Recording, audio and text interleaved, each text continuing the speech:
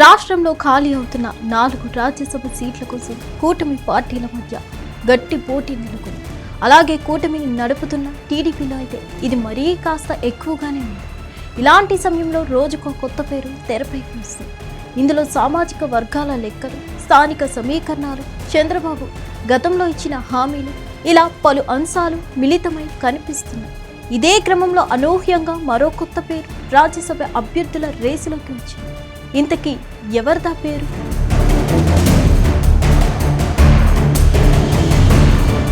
Vangaveeti Radhakrishna alias Radha రంగాకు అసలైన వారసుడు.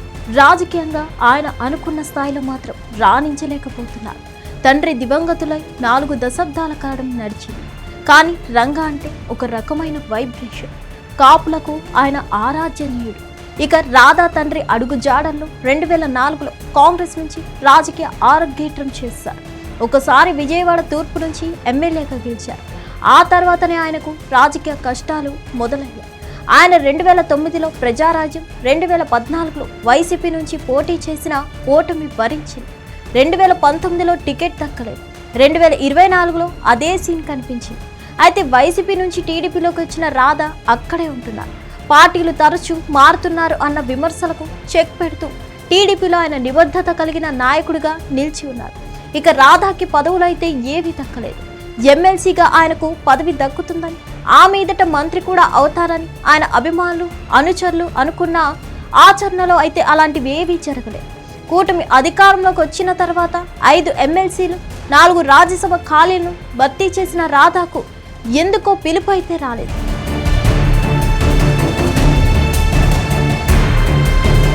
దాంతో ఆయన సైతం సైలెంట్గా తన పని తాను చేసుకుంటూ పోతున్నారు. అయితే మారిన రాజకీయ పరిణామాల నేపథ్యంలో ఇప్పుడు కూటమి పెద్దలు రాధాను తలుచుకుంటున్నారట.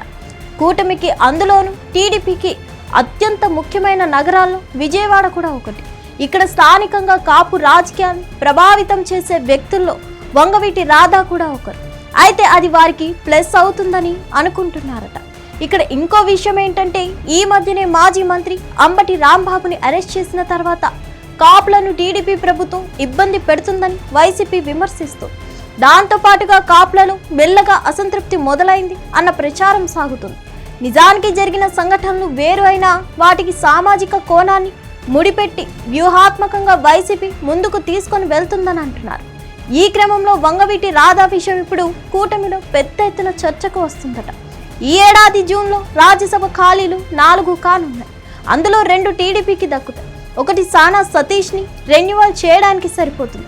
2వ సీటు విషయంలో అయితే పోటీ గట్టిగానే ఉంది. అయితే నిన్నటి దాకా అనేక రకమైన సమీకరణాలు, పేర్లు వినిపించాయి.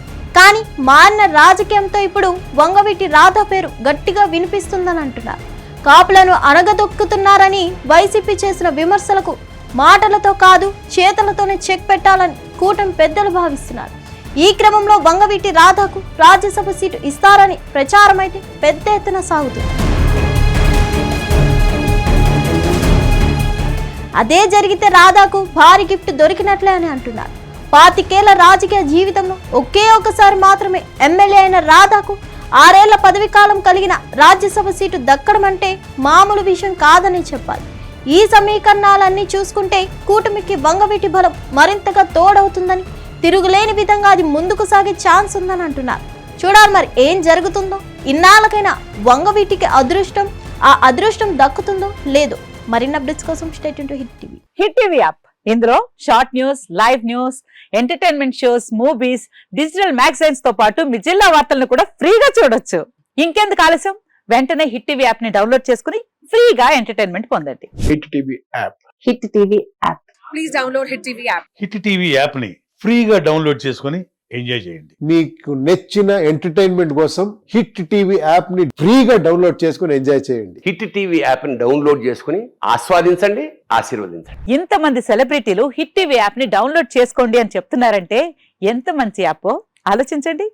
అమెరికా అమెరికా అమెరికా అమెరికాలో చదవాలనుకునే వాళ్ళకి విశ్వసనీయమైన పేరు మన శౌర్య కన్సల్టెన్సీ. UK లో 1 year masters, UK లో 1 year masters, 2 years work permit up to 5 years visa. Contact Saurya Consultancy. Contact 89851 89851.